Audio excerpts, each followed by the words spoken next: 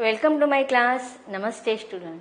बच्चों, आज हम कक्षा 8वीं की वसंत भाग 3 इस पाठ्य पुस्तक का अध्ययन कर रहे हैं, जिसमें हम चैप्टर नंबर 11वां पढ़ रहे हैं, जिसका शीर्षक है जब सिनेमा ने बोलना सीखा। और जब सिनेमा ने बोलना सीखा, इस चैप्टर का यह सेशन नंबर 4 है। इसके पहले भागों में हमने पढ़ा कि किस प्रकार सवाक फिल्म आलम आरा प्रदर्शित होने के बाद लोगों ने किस प्रकार उसको लोकप्रियता के रूप में स्वीकारा, इसका वर्णन हमने पढ़ा। आगे हमने 25 वर्ष के बाद जब फिल्म का निर्देशक अर्देशीर का सम्मान किया गया, तो उनके अंदर कौन कौन से गुण छिपे हुए थे, यह हमें दिखाई दे कि उन्होंने कठिन मेहनत के साथ इस फिल्म को बनाया। साथ ही फिल्म जगत में एक नया दौर शुरू कर दिया और वह था सवाक फिल्मों का, तथा उन्होंने बहुत ही विनम्रता पूर्वक अपने देश कार्य के लिए यह फिल्म बनाई है, उसका योगदान दिया है, यह मान्य किया।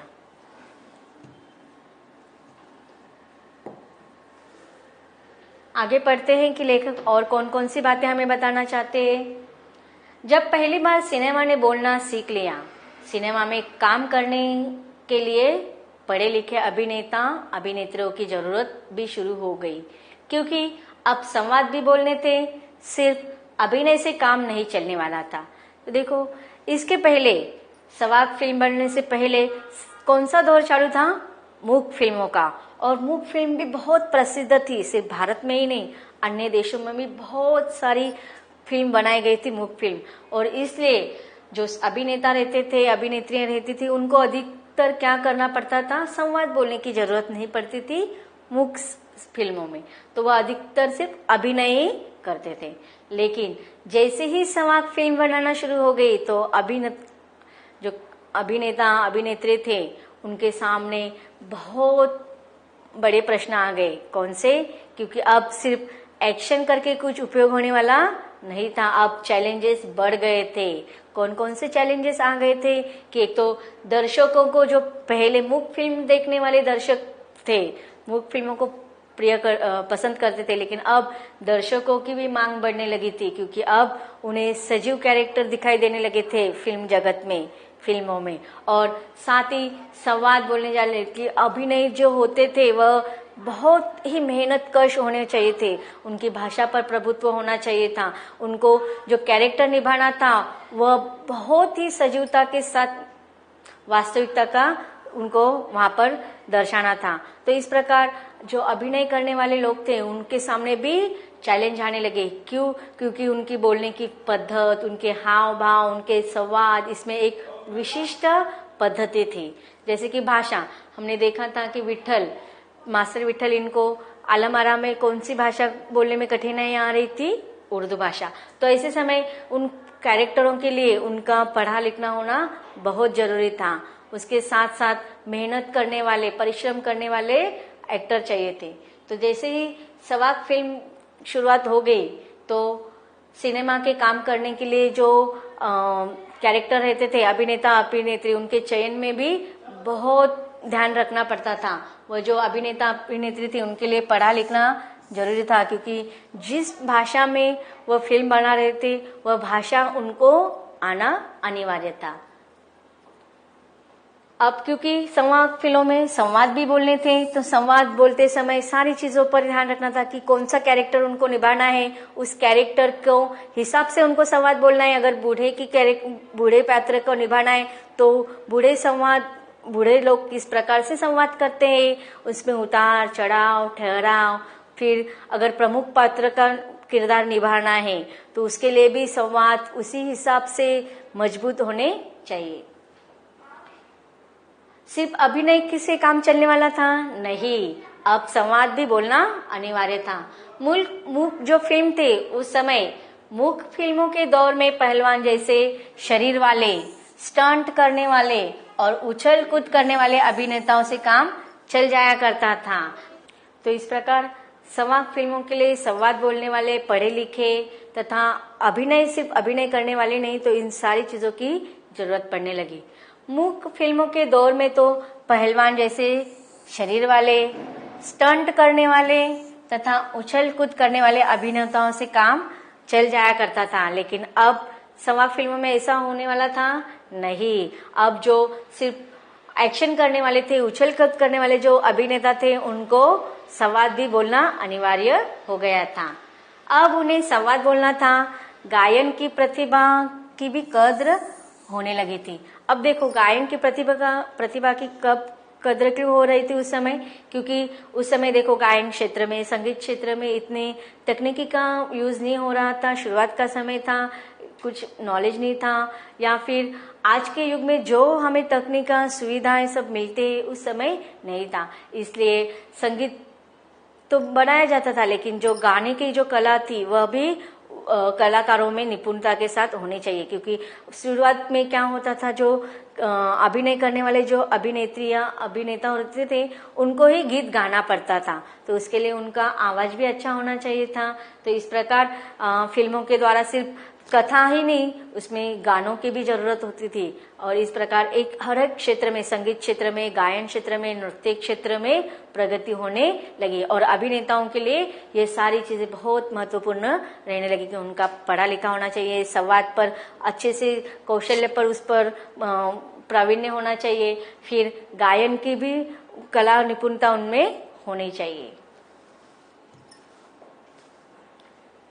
इसलिए आलम आरा के बाद आरंभिक संवाद दौर फिल्मों में गायक अभिनेता बड़े पर्दे पर नजर आने लगे। तो इस प्रकार देखो शुरुआत में क्या होता था, जो अभिनेता काम करते थे फिल्मों में, उनको ही गाने गाना पड़ता था। इसलिए संवाद फिल्मों के बाद सिर्फ अभिनेता ही नहीं बल्कि गायक अभिनेता भी पर्दे पर प्रेक्षकों को दिखाई देने लगे।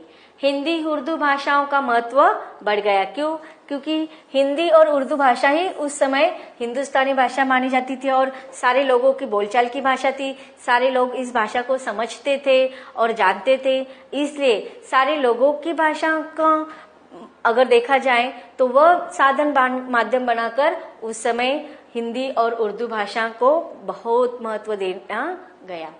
सिनेमा में देह और तकनीकी की भाषा की जगह जन प्रचलित बोलचाल की भाषाओं का दाखिला हुआ। तो इस प्रकार देखो सिनेमा में पहले कैसे सिर्फ मुख्य फिल्मों में शरीर का और थोड़ा बहुत तकनीक का प्रयोग किया जाता था, तो उसमें संवाद बोलने का प्रश्न नहीं आता था। लेकिन अब जैसे कि संवाद फिल्म में कलाकारों को संवाद बोलने थे, इसलिए भाषा का भी बहुत महत्व दिया गया। और इस प्रकार उस समय की बोलचाल की जो भाषा थी अधिकतर प्रेक्षकों की, लोगों की, वह कौन सी थी?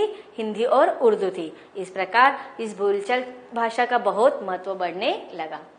सिनेमा ज्यादा देसी हुआ, एक तरह की नई आजादी थी जिससे आगे चलकर हमारे दैनिक और सार्वजनिक जीवन का प्रतिबिंब फिल्मों में बेहतर होकर उभरने लगा।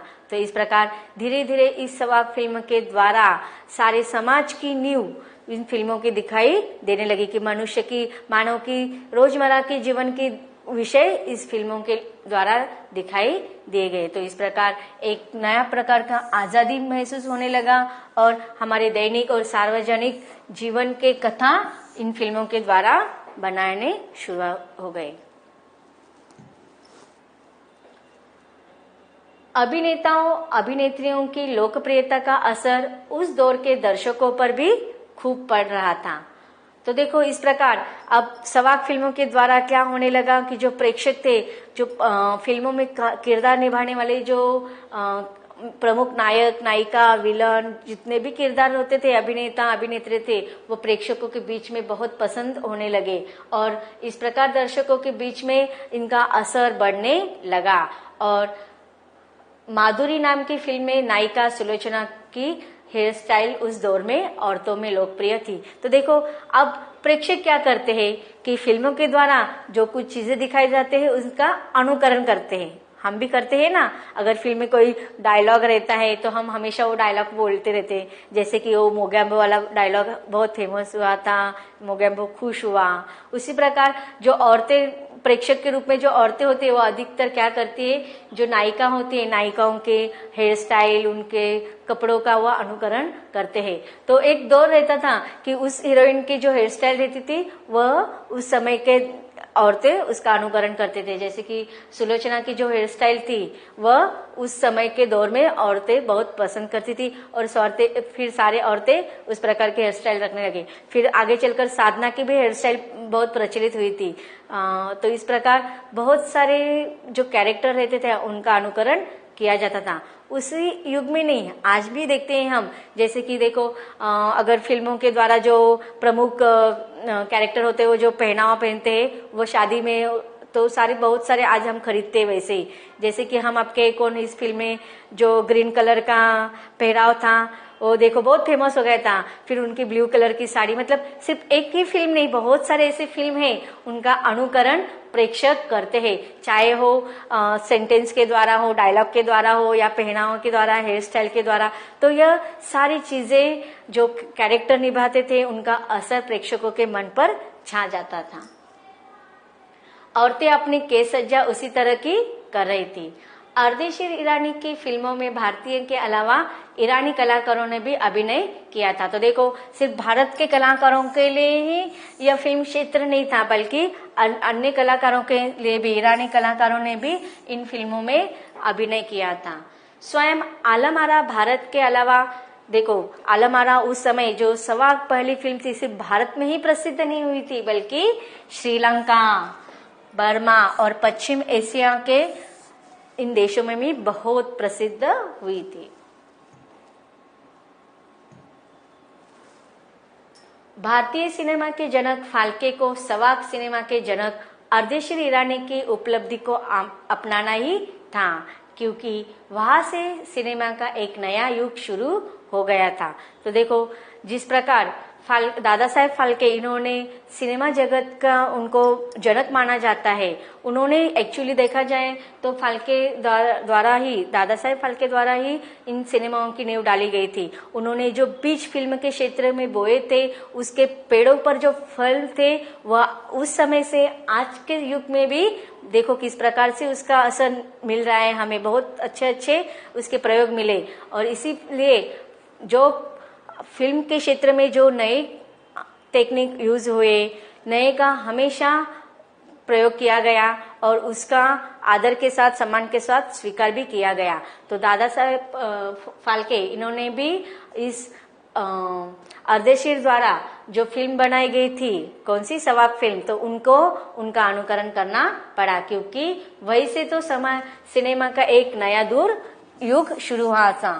तो इस प्रकार सवाक पहली फिल्म आलम आरा, यह उस समय की ऐतिहासिक और क्रांतिकारी परिवर्तन की फिल्म मानी जाती है। उसी समय से हमारे भारत में फिल्म का एक नया दौर शुरू हुआ, और आज भी हम देखते हैं कि किस प्रकार फिल्म के युग में, फिल्म के क्षेत्र में हमारा भारत हमेशा ऊपर रहा है, ऊपरी स्थान उसको मिला है। तो इस प्रकार लेखक प्रदीप तिवारी, इन्होंने पहली सवाक फिल्म के द्वारा किस प्रकार फिल्म की निर्मिति से लेकर उसकी प्रसिद्धि तक, उसका इतिहास का वर्णन हमें बताया है। अब देखते हैं शब्दार्थ। प्रतिभा, विलक्षण बौद्धिक शक्ति, प्रचलित, जो प्रचलन में हो, प्रतिबिंब, परछाई, उपलब्धि, प्राप्ति।